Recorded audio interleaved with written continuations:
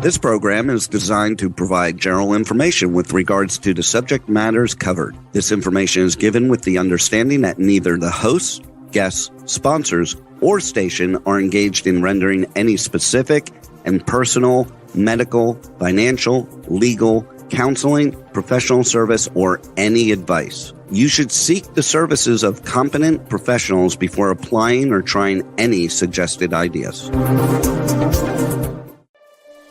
Magazine publisher and entrepreneur Judith Mancini is sharing captivating conversations with experts in their field about the latest trend in our ever-changing world to help you become healthy, wealthy, and wise. Judith Mancini Today will spark your interest and inspire you to lead your best life ever. And now, here's Judith. Judith Mancini Today is sponsored by Basic Brands, Inc., providing the highest quality specialty products in the natural food industry. Visit basicbrandsinc.com and enter JMT15 for your 15% discount on your first order, including their best-selling Vitamin E ointment, which helps restore moisture and elasticity to your skin. Hello, everybody. Welcome to Judith Mancini Today. And guess what? I am Judith Mancini. We have a little bit of news today, so I'm going to get right into it. And remember, this is one woman's opinion, and you should check your sources and get both sides of the news before you make any decisions or crazy comments. Okay, well, the first thing I have to say is shame, shame, shame on President Biden and how stupid he was to start a little speech where he should have been talking about the terrible incident of the murder of 6 people, 3 children and 3 adults at the Nashville school. Instead, he wanted to tell you about Jenny's chocolate chip ice cream and how he has a full refrigerator of it upstairs and downstairs and probably all around the town. I don't know. This guy, he went on to talk about everything else, but I just don't understand. The second thing he did was when he was talking about it, he immediately goes to gun control, how nobody should have a gun and we should get rid of these automatic weapons. Well, nobody can get automatic weapons in our country. He doesn't know anything about this. And apparently neither do his speechwriters. So I think for the president of the United States, he should be a little better informed. And Dr. Jill, ought to reel him in from trying to be funny and saying such ridiculous things when a tragedy like this occurred. Believe me, after losing my adult son, I can't even imagine the grief these parents are going through with their little ones, the loss of their little ones. I don't know if you heard this, but even these children were brave. The daughter of the pastor of the church there was shot while she was trying to pull the fire alarm to warn everybody else in the school what was going on. And the headmistress of the school ran out and confronted the shooter and, of course, was shot dead instantly. She ran out to protect all those kids. It's a terrible, terrible tragedy, and we pray and hope that they will find solace and comfort in the Lord. So I want to tell you, there's a person I follow on Facebook. I don't know her personally. I don't know much about her, except I like some of the things she says occasionally. Her name is Dee McGuire. She's no relation to me or my children's father or anybody else. It's just Dee McGuire, and I looked up what she does, and she's in the finance world, but she's also a social media creator, and she puts her opinions on there. Today, what she posted was a long list of schools where there have been shootings. I lost count after 54 because I wanted to get to some other news. It was well over 100. I don't know what the time period was, But that is shameful in a country like ours, which we'll talk about in a little bit, and what I think about people's minds and kids' minds. And guess what? Where is Cabinet Member, Secretary of Transportation, Mayor Pete Buttigieg? There was another train spill with ethanol on it, with fires, and that they've evacuated all around it. What is going on here? Isn't anybody controlling these trains and how they transport these chemicals? I know we need chemicals in different kinds of industries, but what is going on that we have so many train accidents? Are they going too fast around curves? Is the train track pulling up? Is the engineer falling asleep? Is it being done on purpose? Is it sabotage? What the heck is going on? So they're looking at it, and I don't know what's going to be happening, but if they're already evacuating, I believe it happened yesterday. This is not good.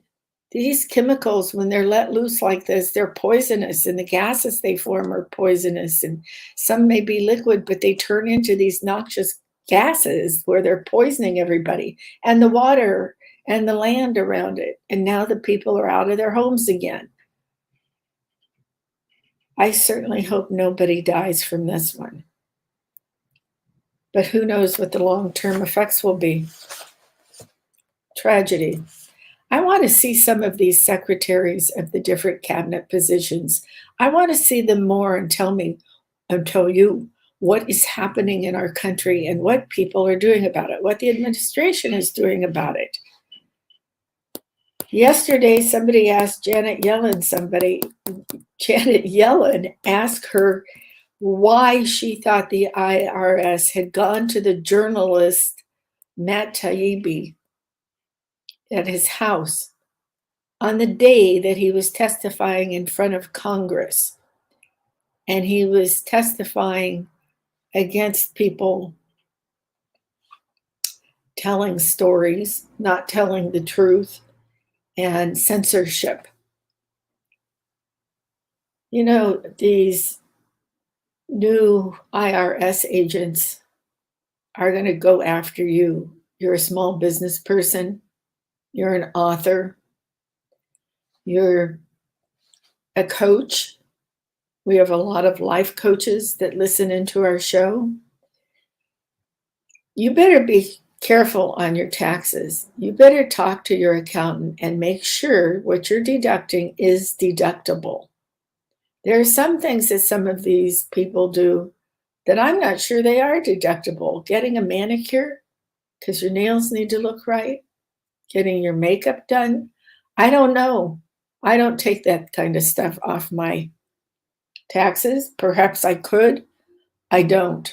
I'm very careful because I got audited one time when I sold my publishing company, and it was a nasty, nasty thing to happen.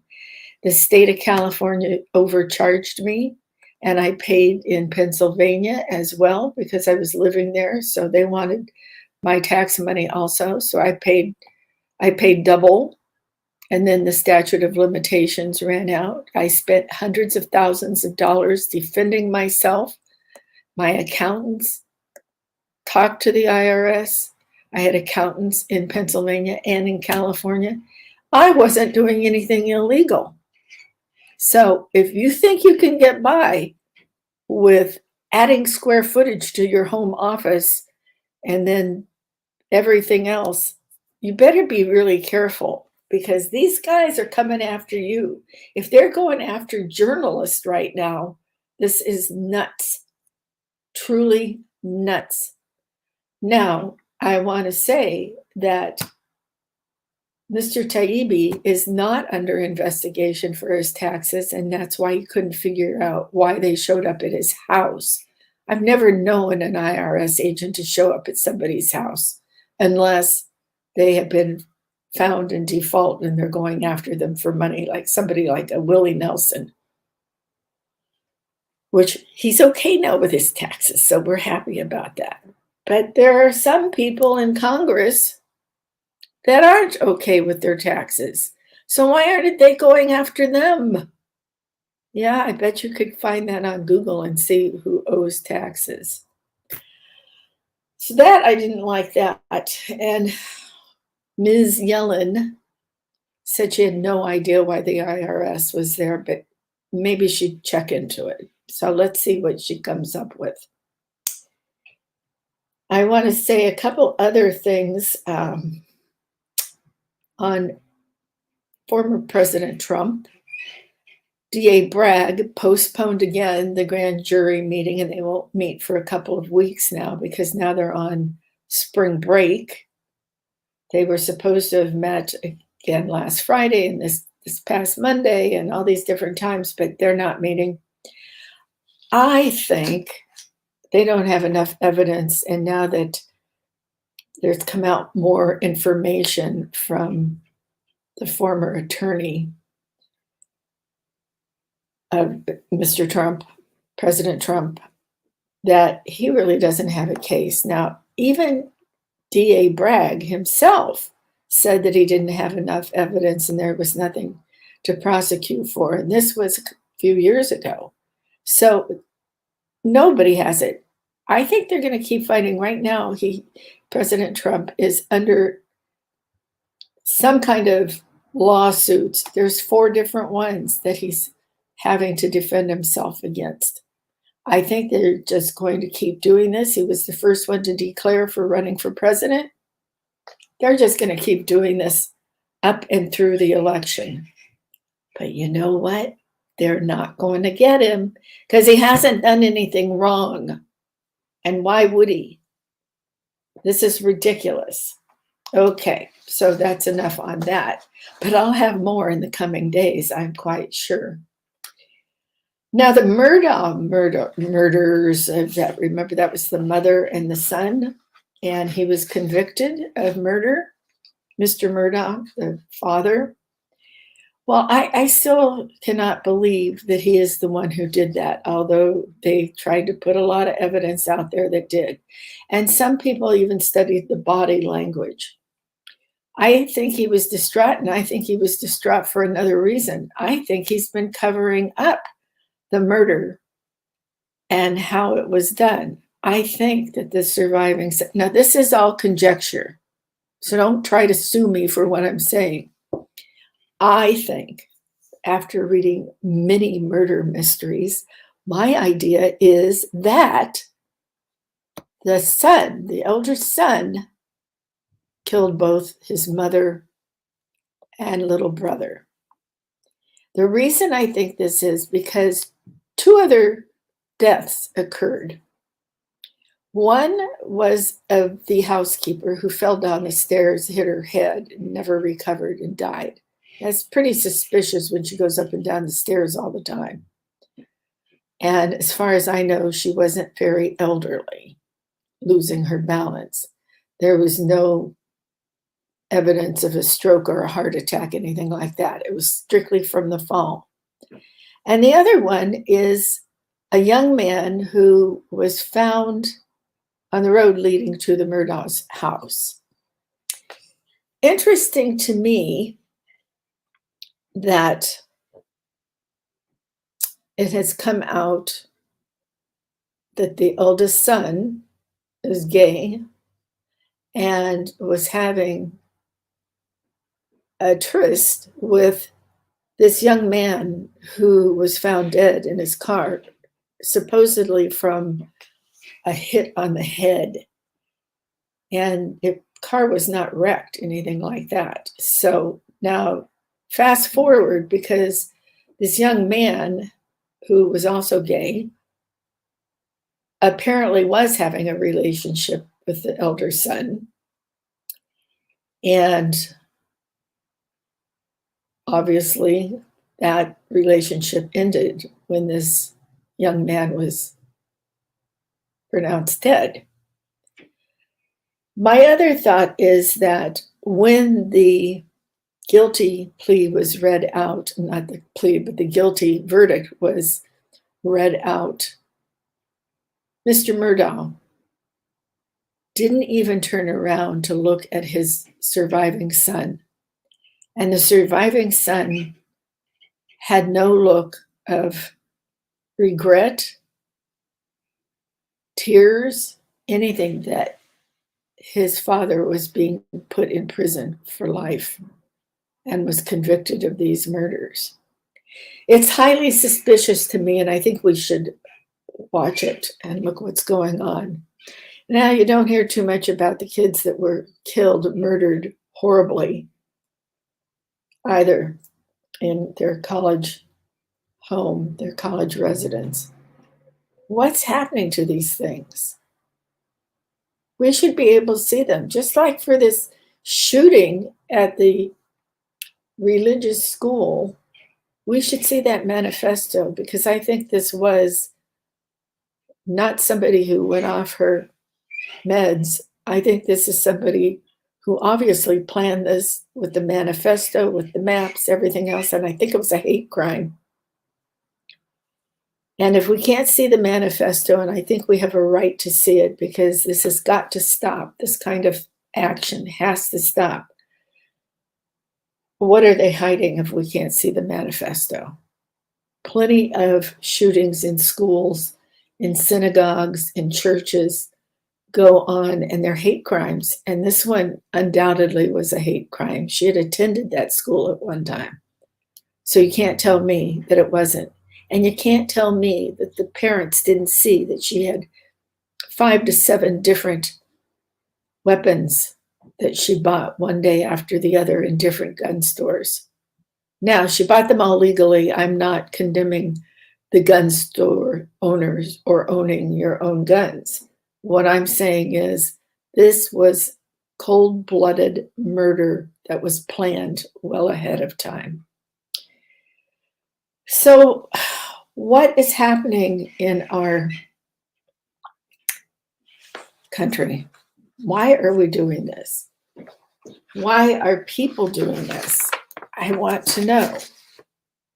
And I don't know what to tell you. So I'm going to keep checking into all of these things and see if we can't figure out some things. So today's title of my show was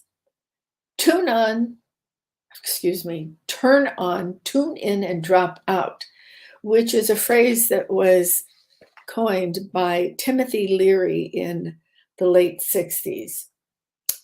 Timothy Leary was an interesting guy, and if you have any time on your hands and you want to find out about him, look him up. He's the one who started experimenting with LSD and promoted that so that you would have a psychedelic trip. And it was because, this is a quote from him. He said, "Like every great religion of the past, we seek to find the divinity within and to express this revelation in a life of glorification and the worship of God. These ancient goals we define in the metaphor of the present. Turn on, tune in, drop off." What he meant by turn on, he meant that you go and you activate your neural and genetic equipment. You become more sensitive to others, and you have various levels of consciousness and specific triggers that engage them. Drugs were one way to accomplish this, and certainly his LSD. But that wasn't what he was talking about exactly when he first said this. Tune in meant to interact harmoniously with the world around you. Externalize, materialize, express your new internal perspectives. These are direct quotes from Timothy Leary. Dropout suggested an eclectic, selective, graceful process of detachment from involuntary or unconscious commitments.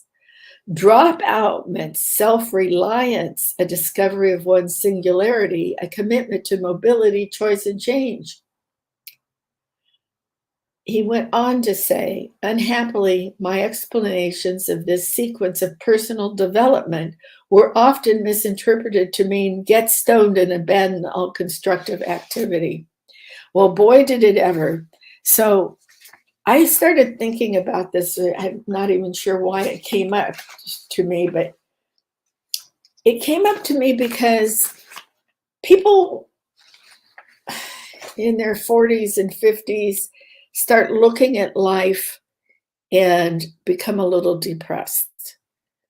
Even younger people are depressed today. I think it has a lot to do with our communication skills, social media, how we communicate now, the ability to get instant news, such as the shootings at the church school, the Black Hawk going down. Everything is instant.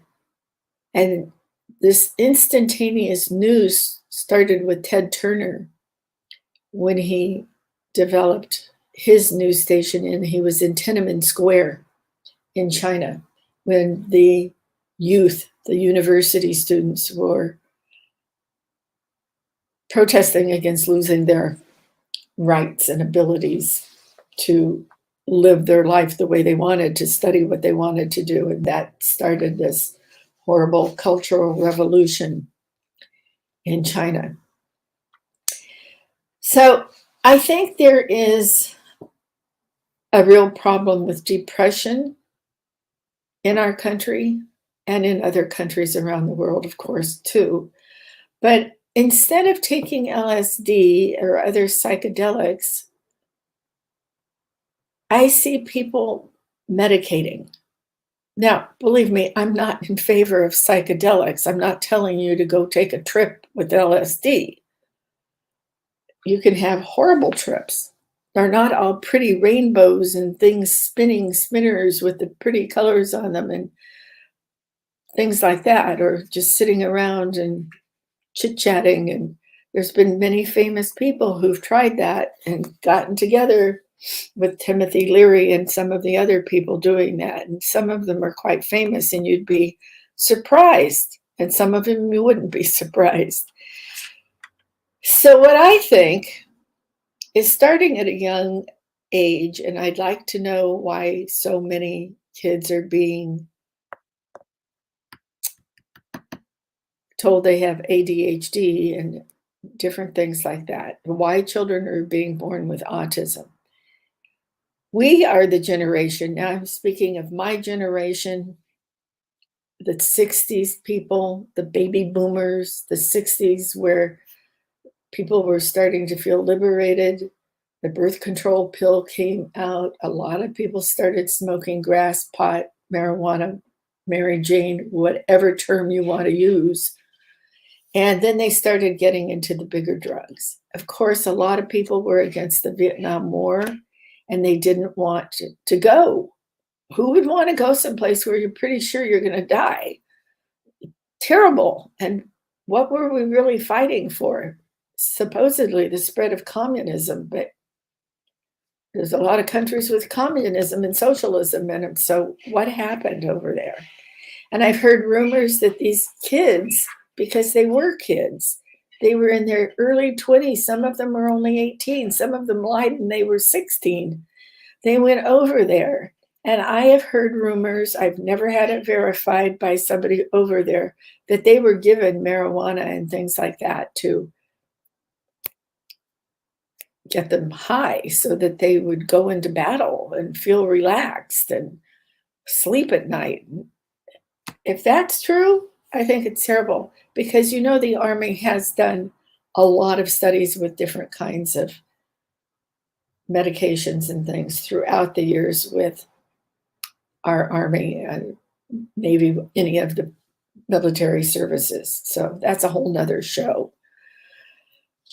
But I think it went on as these people came home, they were self-medicating, and I can't blame them. They still have terrible dreams. So many of them have PTSD, and I'm sure they had PTSD after the Korean War and after World War II, World War I. Some of them were exposed to mustard gas. What I'm saying is, so many different things have led us to be depressed, and we've gone on to find all sorts of things to work with our depression. But I think that you shouldn't just tell your medical doctor, your family practitioner, I feel so depressed, or my son or my daughter is acting terrible. They go into their room and they sit and they sit and they stare at their cell phone, or they stare at their laptop. They're not doing homework. They're on social media. They're trying to feel a part of a group. And the parents are just as bad. Bad hurting, I mean. They don't intend to be bad parents, but maybe the mother gave up a career to stay home with her kids and she just can't handle being at home all the time and not having any adult speak. Maybe the father has a hard time at the office and he's afraid of losing his job or not climbing up the corporate ladder or just even finding a job. Things are changing rapidly in our country, and there's many reasons to be depressed. But I think besides talking to your family practitioner or your gynecologist and asking for a pill to help you, you should see a therapist of some kind. A psychiatrist is an MD who has specialized in psychiatry. And then we have psychologists who just study the mind. And then we have family therapists. We have all sorts of people that can help you. And before you start taking these antidepressants, you should know there's different kinds of depression. And I'm just going to tell you a couple of them that you could be diagnosed with. Major depressive disorder or clinical depression, major depression, unipolar depression, major depressive disorder. So there are all different kinds of depressions that you could be diagnosed with, and they could give you all kinds of antidepressants. Now they've come out with medications to improve your antidepressant medications. So instead of taking one pill, you're taking 2 pills. Next thing I know, they'll be giving you 3 pills. Well, what are they doing to treat the actual depression? And do you really have it? Do you have a more severe case than they're telling you? Some of these antidepressants, if you take them and you stop taking them all of a sudden, they can cause thoughts of suicide. Even while you're on them, they can cause thoughts of suicide. I'm not going to go through all of the different drugs, but you can see them on television. And you can ask your doctor specifically for them. And you can just go into your family practitioner and say, I just can't get out of this depression. I just want to stay in bed all day. I feel like crying all the time. Or you could say that about your kids. So some of them that are really common names that you probably have heard are Wellbutrin. Now I've lost my place on my notes. I'm so sorry. So sorry. Abilify, lithium. There are selective serotonin reuptake inhibitors that you take. There's all sorts of them. There are 12 drugs that are prescribed for depression all the time. Like I said, Wellbutrin, and there's different grades of that. And there's Ambien to help you sleep. There's Lexapro. There's all sorts of them. And you can see the commercials on television. Now, personally, I think they should take these off of the television. That's my suggestion, because everything can't be solved by a little pill. And if you're looking at something for psoriasis, which is dry, patchy areas on your skin, they have drugs for that. What they don't tell you is they tell you the very basic things that could be side effects. But some of these have mental problems that crop up because of taking them. I'm not against all medications, just like I'm not against all vaccinations.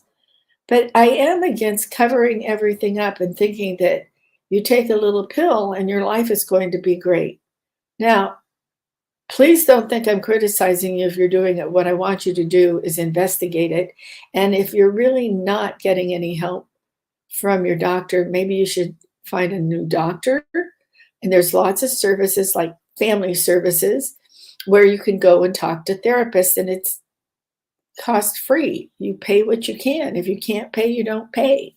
So there's now also things, there's also things on the internet where you can choose from over 1,000 or so therapists that are well qualified. They give you their educational background, how many years they've been in practice, what their specialties are.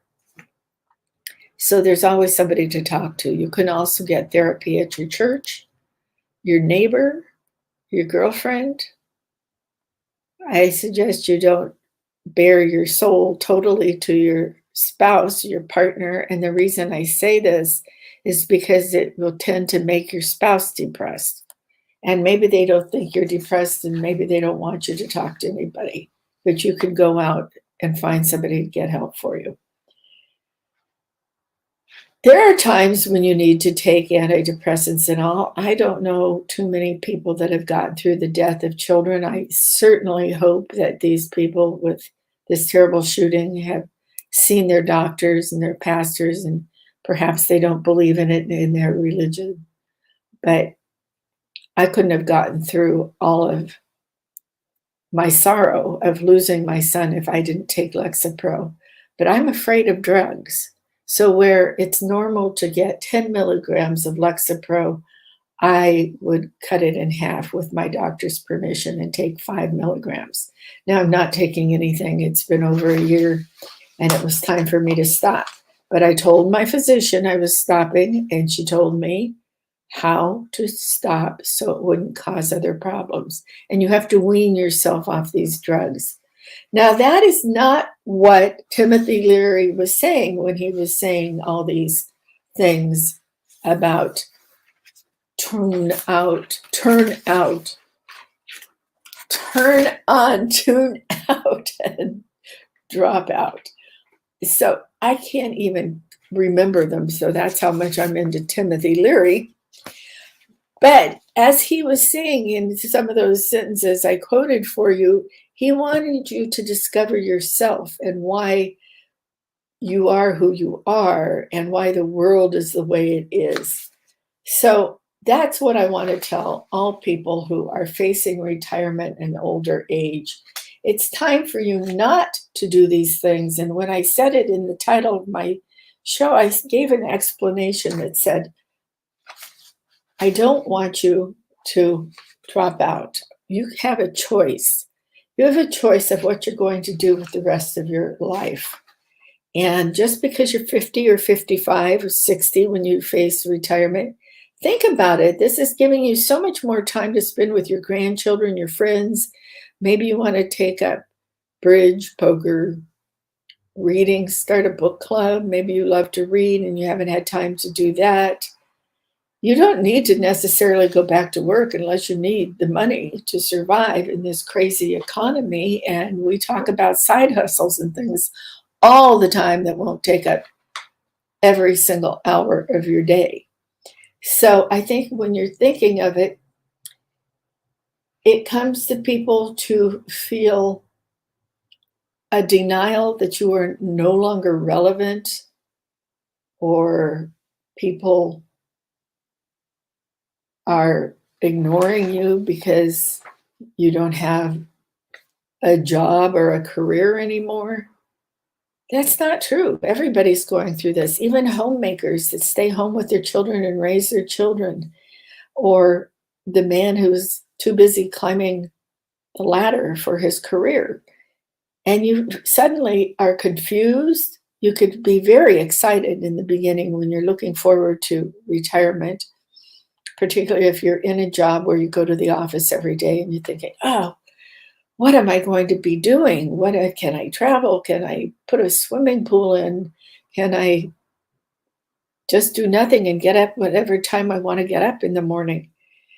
I found I needed a regiment. I needed to figure out what I wanted to do with the rest of my life. And I looked at many businesses, and it took me actually several years before I went back into the full-time employment. And, I sold my magazine publishing company and then got remarried, and I would travel with him on business. So he was an executive, and I was able to do that. I didn't have any children at home. My children were across the country in California. They were in college or working.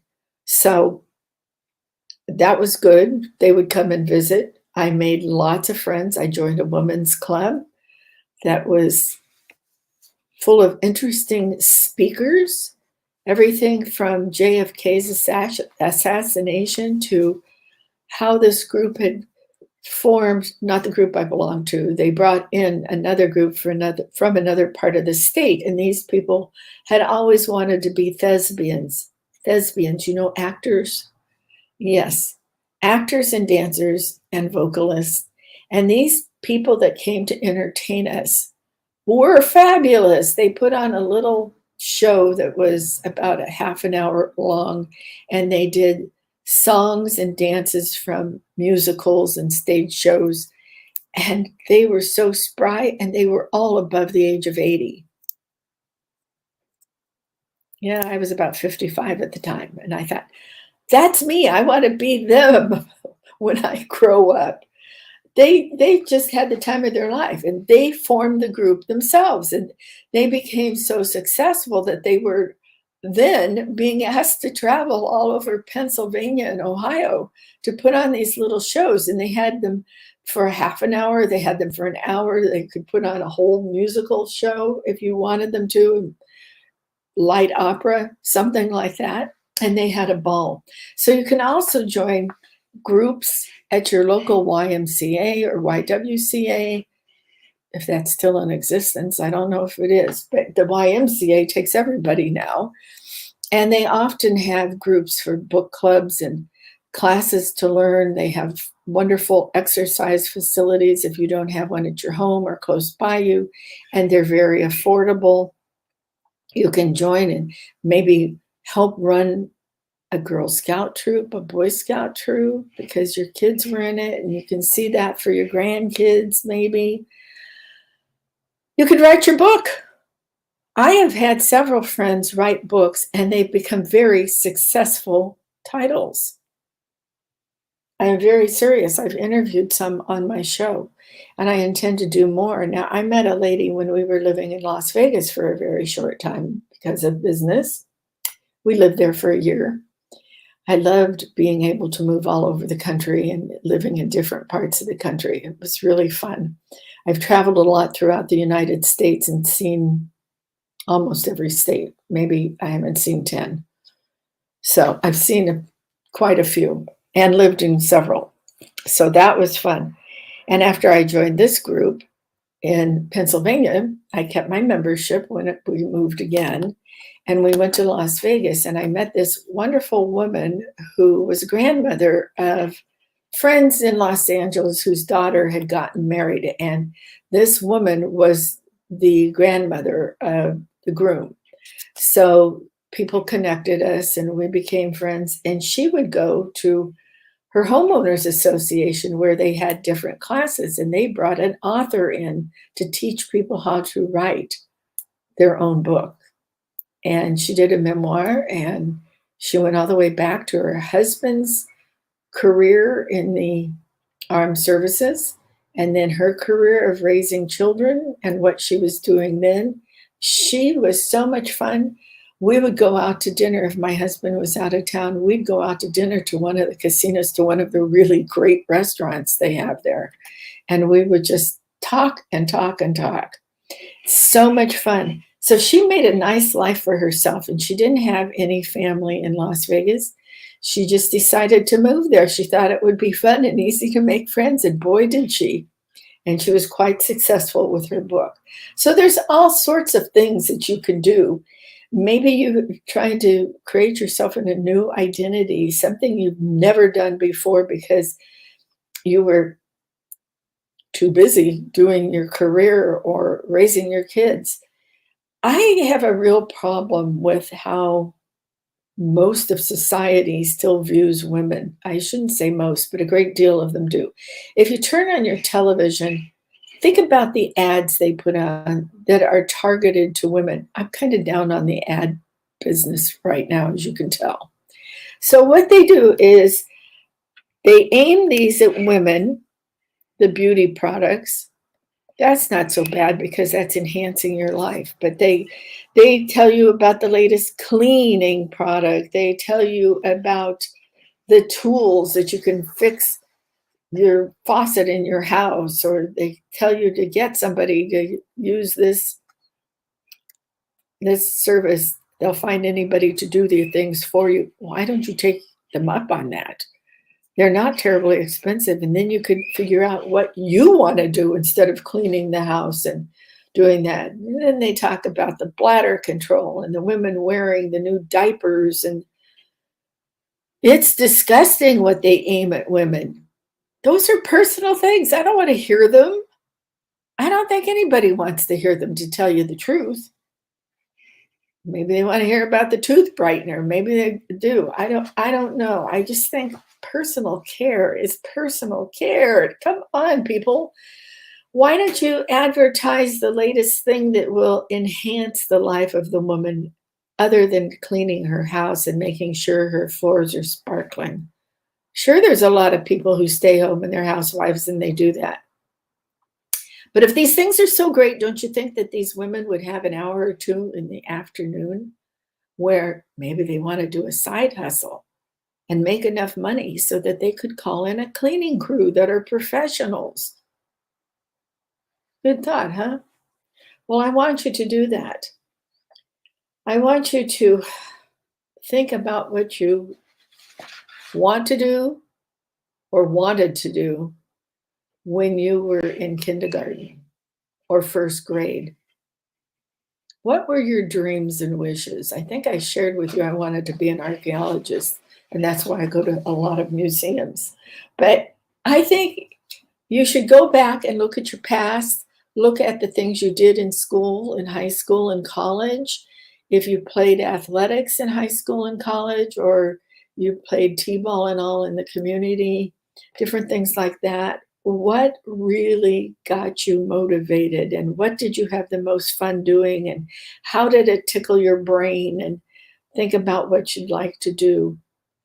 I think a lot of people travel because they haven't traveled too much while they're raising their kids and climbing the ladder in their career.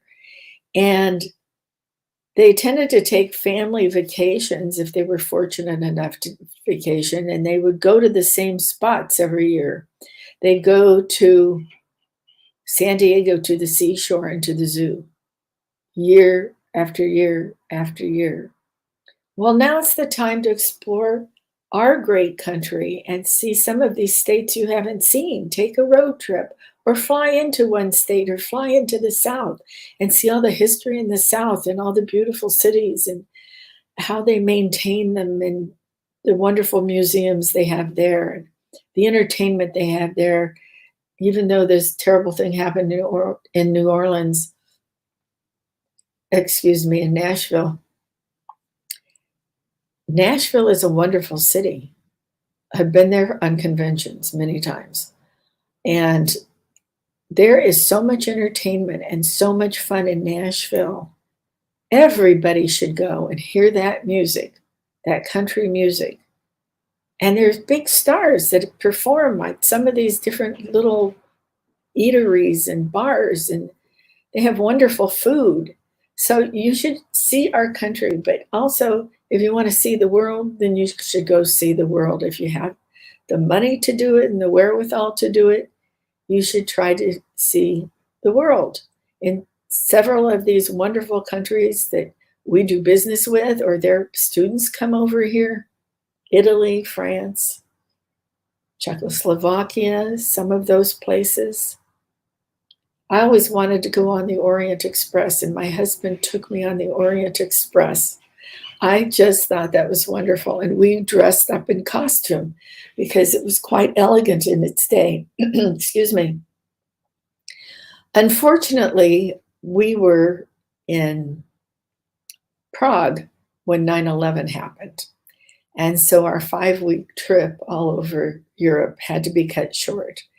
And we were able to take our Orient Express trip, and we went to Paris on it, where from Paris we went home after a couple of days. That's a whole nother story. So these are things I wanted to do all my life, and my husband has been wonderful because he didn't do too much traveling. He was like me, climbing the career. And so we decided we would do some of those things, but then we were both semi-retired. So we had the extra finances to be able to do these wonderful things. But as I say, you can go, they used to have a book, Europe and $1 a day. Well, you can't quite do it on that. But if you're young, you might know that there are still hostels in Europe. And a lot of the places where you might want to climb mountains are not the tallest ones, but the shorter ones, and they have hostels for adults. So that's a nice way to do it also. And you get to meet a lot of interesting people. And it's very nice to know that in most of the countries in Europe, people speak English. Why don't we speak foreign languages in California and the United States? Most of us in California speak some Spanish. I'm trying to get better. And a lot of people take French in school, so they take French. Mine's limited to menus. And that's what you should be doing with your extra time. So today, I want to leave you with some information about how to have a happier retirement and time on your hands by doing these things. So get out a pencil or a pen, piece of paper, and jot these down. Number one is don't live in the past. Don't sit and dwell on the fact that you were at the top of that career ladder and you're not doing anything now, because you put your time in and you succeeded and you did something wonderful. And the same thing is true with anybody who wasn't in the C-suite, but was somebody's assistant and had a wonderful time and you contributed so much. Number two is accept your extra time from retirement and be grateful, because not everybody is given the gift of a long life. And certainly not a lot of people aren't given the gift of having a fulfilled life. So be grateful. Be inquisitive and continue to learn. Read a book. Now, the big thing now is AI, artificial intelligence. Why don't you Google that? Why don't you go get a book on it? There's lots of books on Amazon now on artificial intelligence. Learn a new skill. Learn how to use your computer, your laptop, or your smartphone. Number four is find spiritual growth, pray, and meditate. That speaks for itself. So remember to do that. Number five, I tell you this all the time, health is wealth. So keep moving, even if it's just a little walk. Do it several times a day. Number six, remember to laugh. Being happy and laughing is the key to feeling wonderful. And the seventh is love yourself. If you don't love yourself, nobody else will love you either.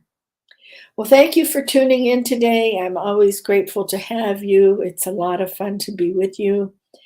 And I'm going to leave you with these words.